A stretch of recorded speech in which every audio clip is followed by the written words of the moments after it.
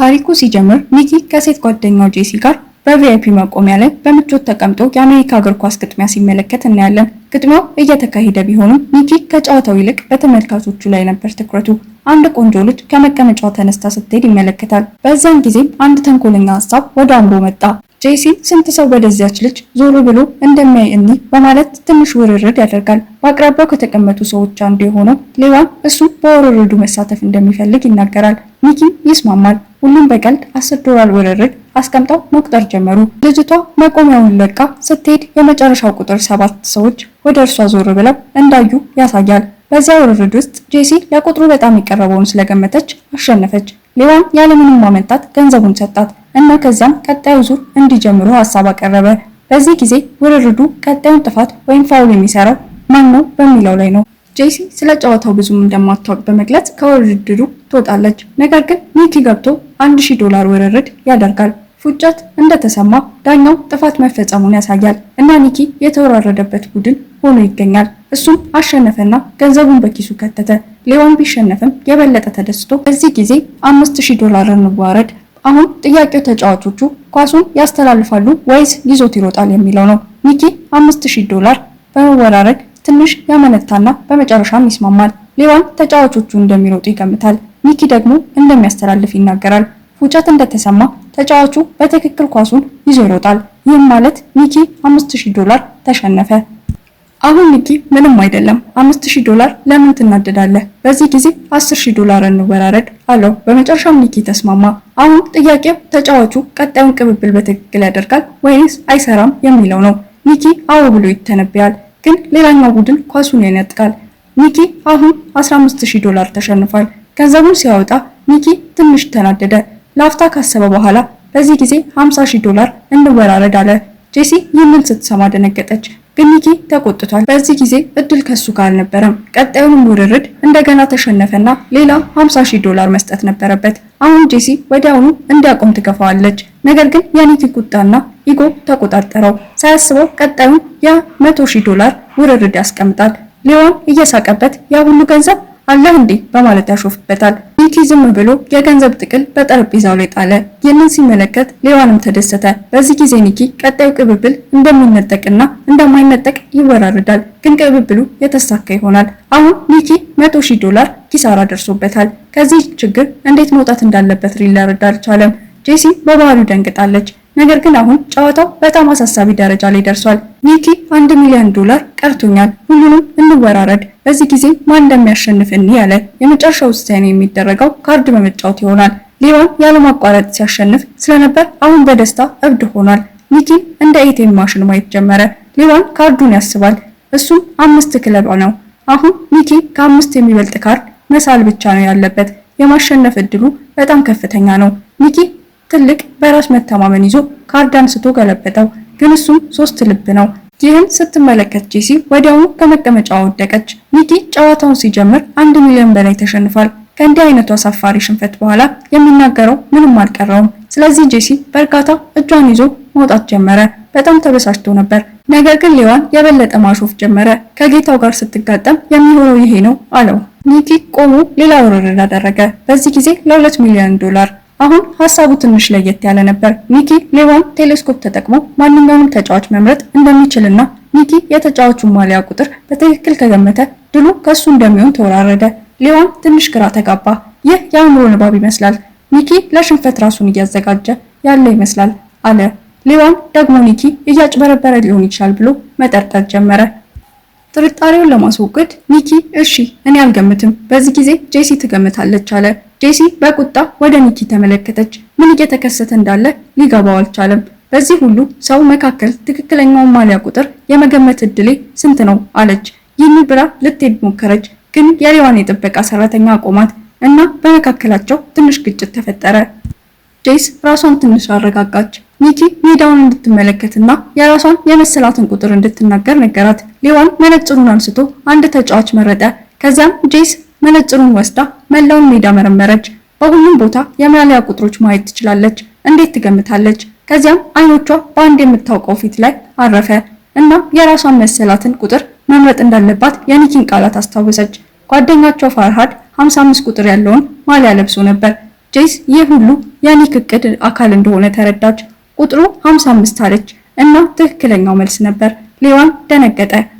ጄስም ሌዋን ያንን ቁጥር እንደሚመርጥ ኒክ እንዴት እንዳወቀ ማሰብ ጀመረች። ግን በዚያ ቅጽበት ምንም አልሆነም። ውርርዱ አሸንፈዋል። ሁለቱም $1 ሚሊዮን ትርፍ አግኝተዋል። የጠፋው ገንዘብ በሙሉ መልሰዋል። ስታዲየሙን በሁለት ትላልቅ የገንዘብ ቦርሳዎች ለቀው ወጡ። በመኪና ውስጥ ኒኪ ሁሉም ነገር የእቅዳቸው አካል እንደሆነ ለጄሲ ነገራት። ሌዋንን ለረጅም ጊዜ ሲከታተሉት ቆይተዋል። ሌዋን በመጥፎ የቁማር ልማዱ በከፍተኛ ማህበረሰብ ዘንድ የታወቀ ነበር። ከፊቱ የሚቀርብ በማንኛውም ውርርድ ላይ ዘሎ ይገባል። የኒክ ቡድን አጠቃላይ ዝግጅቱን አቅዶ ነበር። ሌዋን ከሆቴል ክፍሉ እንደወጣ ቁጥር 55 በድብቅ አእምሮ ውስጥ ተተከለ። ቁጥር 55 የጥበቃ ሰራተኞች ባጅ ላይ ተጽፎ ነበር። ተመሳሳይ ቁጥር ወደ ስቴዲየም በሚወስድ መንገድ ላይ ባሉ የማስታወቂያ ሰሌዳዎች ላይ አለ። ቁጥሩን ያሳዩት ብቻ ሳይሆን እንዲሰማውም አደረጉት። ግጥሚያውን ለመመልከት ሲመጣ በሌዋን መኪና ውስጥ ቁጥር 55ን ደጋግሞ የሚደረግ ዘፈን ተጫውቶታል። ያ ቁጥር በዘፈኑ ውስጥ 124 ጊዜ ተብሏል። ይህም የሌዋንን ትኩረት ወደ እሱ እንዲጎትት አድርጎታል። እንዲያውም የፋርድ ፎቶግራፍ ታይቶ ነበር። ይህም የእይታ ትውስታን ለመገንባት ረድቷል። ስለዚህ ሌዋን መነጽሩን ሲመለከት አእምሮ በተፈጥሮ ወደ ቁጥር 55 ሄደ እና ጄሲ ፋርሃድን እንዳየች 55 አለች። ጄሲ አስቀድማ ምንም አልተነገራትም ነበር። ስለዚህ አገላለጿ በጨዋታው በሙሉ ተፈጥሯዊ ሆኖ ቆይቷል። በዚህ መንገድ ማንም አይጠራጠርም። ሁሉም ነገር ከሰማች በኋላ ጄሲ በኒክ ሙሉ በሙሉ ተደንቃ ነበር። ከዚያ በኋላ ታሪኩ ወደ ጥቂት ቀናት ወደ ኋላ ይወስደናል። ከጥቂት ቀናት በፊት ኒክ በአንድ ክፍል ውስጥ አልጋ ላይ ተኝቶ ነበር። ጄስ ከጎኑ ነበረች እና አንድ ሰው ሽጉጥ ወደ ራሱ አነጣጥሮ ነበር። ጄስ ከጎኑ ተቀምጣ ነበር። በቅርቡ ያገኛት ሰው ነበረች። አንድ ሰው ኒክን እንዳጠመደው ግልጽ ነበር፣ ግን በፍጹም ፊቱ ላይ የፍርሃት ምልክት አልነበረም። በእርጋታ አንዱን ሳንቲም የለኝም፣ መተኮስ ከፈለግ ተኩስ አለ። ሽጉጡን የያዘው ሰው የኒክን ምላሽ ተመለከተ እና ይህ ሰው ከነሱ በላይ ብልህ የበለጠ ተንኮለኛ መሆኑን ወዲያውኑ ተረዳ እና ግምቱ ፍጹም ትክክል ነበር። ኒክ በጥሩ ችሎታ ጥቃቅን ስርቆቶችን የሚያከናውን ዋና አጭበርባሪ ነበር። ጄስ ኒክን በማታለል ወደዚያ ክፍል ማምጥተው ነበር። ነገር ግን ኒክ በውስጧ የተፈጥሮ ችሎታዋን ተመለከተ። በዛን ጊዜ ጄስ ምንም አልተረዳችም። ሽጉጡን የያዘው ሰው ሲሄድ ኒክ ጄስን አንቺ ስጦታ አለሽ፣ ሰዎች የማታለል ችሎታሽን ካዳበርሽ በጣም ምቹ ኑሮ መኖር ትችያለሽ አላት። ኒክ ይህ የቤተሰባችን ስራ ነው።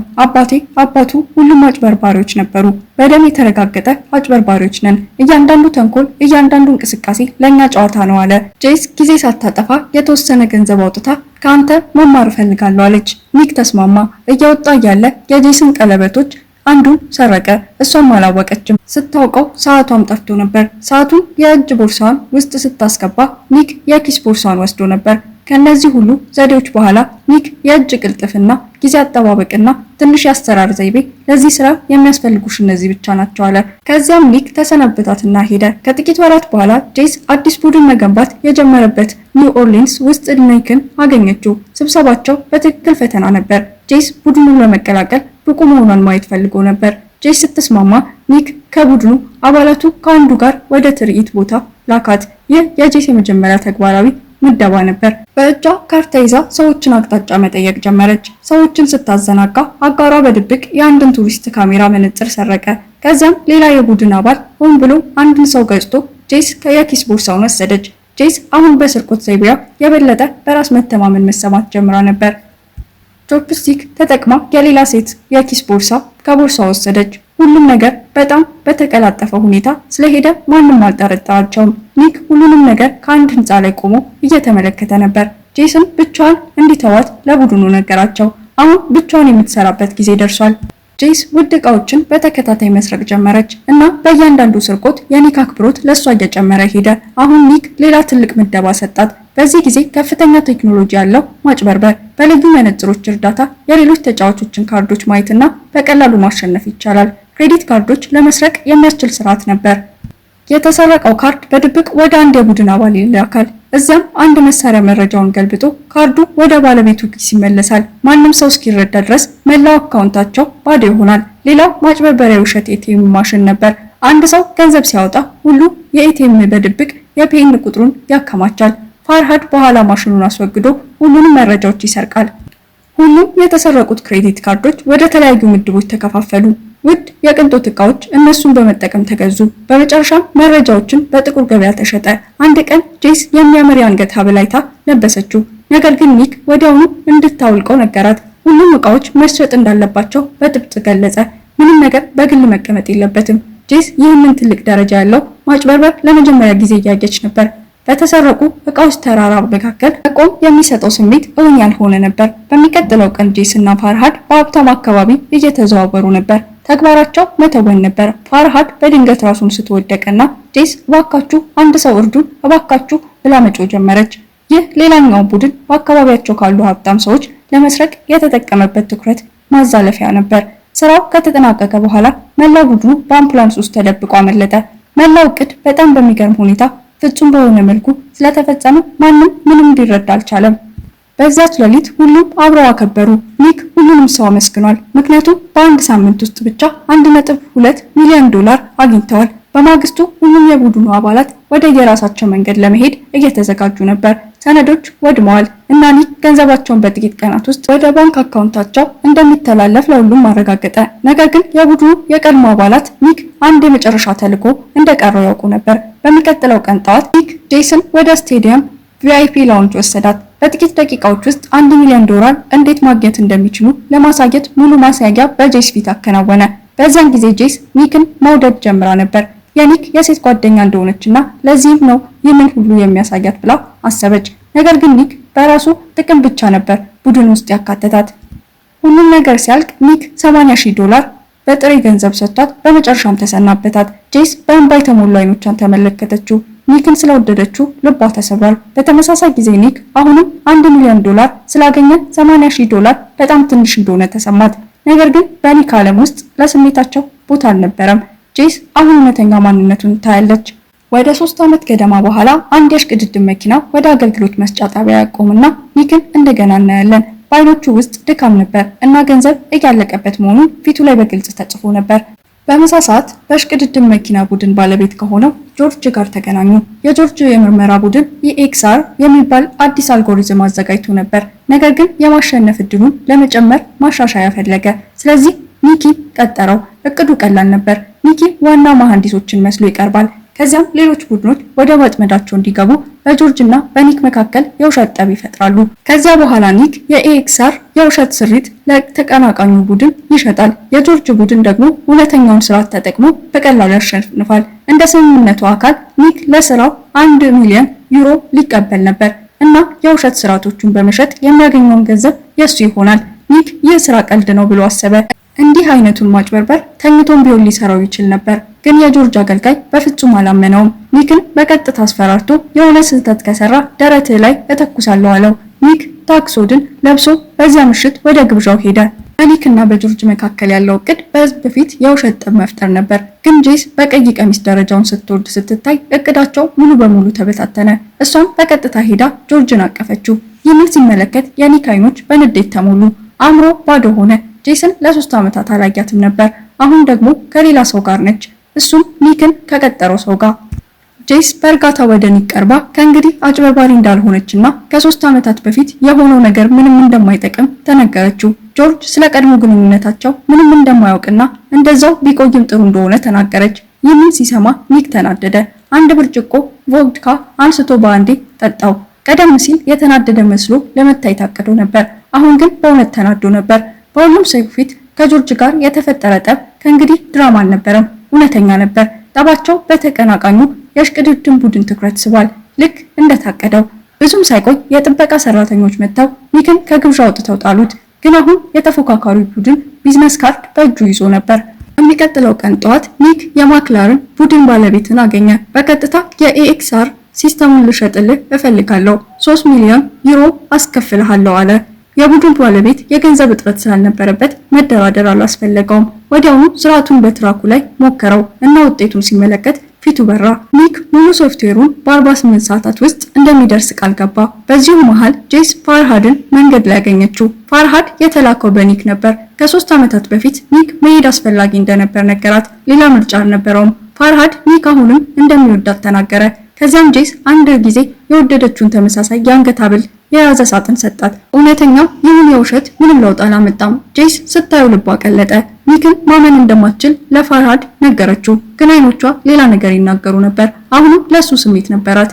ደህና በስምምነቱ ቀን ኒክ መጣና ሶፍትዌሩን ለማክለር ቡድን ባለቤት አስረከበ። በምላሹም አንድ ጠንካራ ሰው 3 ሚሊዮን ዩሮ የያዘ ሻንጣውን ሰጠው። ግን የኒክ ባህሪ አደጋ ሳይወስድ ፈጽሞ አይሰራም። በድብቅ ያንኑ ሶፍትዌር ለእያንዳንዱ የሽቅድድም ቡድን ሽጦ ነበር። እያንዳንዱ የእጅ መጨባበጥ ተጨማሪ ዩሮዎችን አመጣለት። ከሱ ጋር የተጨባበጠ ሁሉ በሚሊዮን የሚቆጠሩ ገንዘብ ከፍሎታል። ውድድሩ እስኪጀመር ድረስ እያንዳንዱ ቡድን ያንኑ የኤክስአር ሲስተም እንደተሸጠ ማንም አያውቅም ነበር። በዚያች ሌሊት ከመሸሽ ይልቅ ኒክ በሰዓቱ ከመጣች አብረው ሊያመልጡ እንደሚችሉ ለጄስ መልእክት ላከ። ኒክ ጠበቀ፣ ግን ማንም አልመጣም። ተስፋ ቆርጦ ለመሄድ ዞር ሲል ጄስ ታየች፣ ግን ለመሮጥ በጣም ዘግይቶ ነበር። ምክንያቱም በዚያ ጊዜ በማክለር ቡድን ስም 3 ሚሊዮን ዩሮ የሰጠው ያው ጠንካራ ሰው በኒክ ፊት ታየ። በእውነት እሱ የጆርጅ ሰው ነበር። ኒክ የውሸት ሶፍትዌር ሳይሆን እውነተኛውን እንደሸጠ እውነቱን አውቋል። ስለ 1 ሚሊዮን ዩሮ ግድ አልሰጠውም። አሁን ሙሉ የሽቅድድም ልብሱን ለብሶ ሆን ብሎ የኒክን መኪና ገጨው። የአስከፊ አደጋ በኋላ ኒክም ጄስም ተያዙ። ታስረው ነበር እና የተሰረቀው ገንዘብ በሙሉ በጆርጅ ፊት ለፊት ተዘረጋ። ጆርጅ ተቆጣ። ያንን ሶፍትዌር ለመፍጠር 40 ሚሊዮን ዩሮ አውጥቷል። አሁን ደግሞ ሁሉም ነገር ወድሟል። በጣም የከፋው ነገር ኒክ እውነተኛውን ሶፍትዌር እንዴት እንደሰረቀ አሁን ሊረዳ ለመቻሉ ነው። ኒክ ምንም ሳይናገር ሲቀር ጆርጅ የጄስን አፍንጫ በመጫን አየር እንዳታገኝ አደረገ። ይህን ሲመለከት ኒክ ተሰበረ። ሁሉንም ነገር ተናዘዘ። የድሮ ፍቅሯን በማቀጣጠል ጄስን እንዴት እንደገና እንድትወደው እንዳደረገ፣ እሱ አንድ ጊዜ የወደደችውን ተመሳሳይ የአንገት ሐብል እንደሰጣት፣ ነገር ግን በዚህ ጊዜ በውስጡ ልዩ ቺፕ እንዳለበት ተናገረ። ጆርጅ ሶፍትዌሩ እንደከፈተ ያ ቺፕ የይለፍ ቃሉን ሰርቆ መረጃውን ገልብጧል። ጄስ ይህንን ስትሰማ ልቧ ተሰበረ። እንባ ከፊቷ ፈሰሰ። ግን ጆርጅ እና ሰዎቹ መሳቅ ጀመሩ። ታሪኩን ወደዱት፣ ግን አንድም ቃሉን አላመኑም። ጆርጅ በመቀጠል ጄስ በትክክል የሴት ጓደኛዬ ሆና አታውቅም አለ።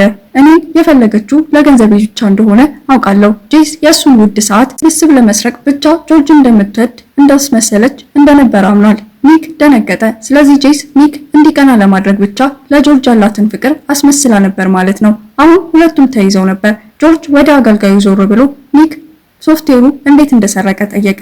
ኒክ አፉ እንደከፈተ አገልጋዩ በድንገት ተኮሰ። ጥይቱ ኒክን ደረቱ ላይ መታው። ከጆርጅ ፊት ገለጠ። ደንግጦ አገልጋዩ ገንዘብ እንደገና ማግኘት እችላለሁ፣ ግን በግድያ ከተያዝኩ አበቃው አለው። ጆርጅ ወዲያውኑ አገልጋዩን አባረረና ከመጋዘኑ ሸሸ። ጄስ ከቁጥጥር ውጪ ሆና ታለቅስ ነበር፣ ግን አገልጋዩ በእርጋታ መጨናነቅ አያስፈልግም፣ እኔ በእርግጥም የኒክ ሰው ነኝ አለ። በእውነቱ አገልጋዩ የኒክ አባት ነበር። ጥይቱ ልቡን ሳይሆን አቅራቢያውን በጥንቃቄ ተኩስ ነበር። ቁስሉን በቴፕ ዘጋው። ተጨማሪም ደም ለማውጣት መርፌ ተጠቅሞ እና በኒክ ደረት ውስጥ ያለውን የአየር ግፊት ለማመጣጠን ሞከረ። በድንገት ኒክ አይኑን ከፈተ። በህይወት አለ። እብድ እቅድ ነበር፣ ግን ሰርቷል። ከኋላቸው ደግሞ ትልቅ የገንዘብ ክምር ተዘርግቶ ነበር። ሶስቱም መጋዘኑን ለቀው ወጡ። ኒክ በእውነቱ ወላጅ አልባ ነበር። ያደረገው በዚህ ሰው ነበር። የንግዱን ዘዴዎች በሙሉ ያስተማረው እሱ ነበር። ደንባቸው ቀላል ነበር፣ በፍጹም ስሜታዊ አለመሆን። ግን አሁን ኒክ በእውነት ከጄሲ ጋር ፍቅር ወድቆ ነበር። አገልጋዩ ሁለቱንም መንገድ ዳር ትቷቸው ገንዘቡን ሁሉ ይዞ ሄደ። ኒክ ምንም አልነበረውም። ግን ወደ ሆስፒታሉ በሚወስደው መንገድ ላይ በጄስ እጅ የሆነ ነገር ሲያንጸባርቅ አየ። እሱም የጆርጅ $200,000 ሰዓት ነበር። ኒክ ወደ እሷ ተመለከተ። ጄስ ወደ እርሱ ተመለከተችና ሁለቱም ፈገግ አሉ። በእንደዚህ አይነት ማታለያዎች እና የእጅ ቅልጥፍና በዓለም ላይ የትም ቢሆኑ ፈጽሞ አይራቡም። ቪዲዮውን ከወደዱት ቻናሉን ላይክ ማድረግ እና ሰብስክራይብ ማድረግ አይደርሱ። በሚቀጥለው ጊዜ እንገናኛለን።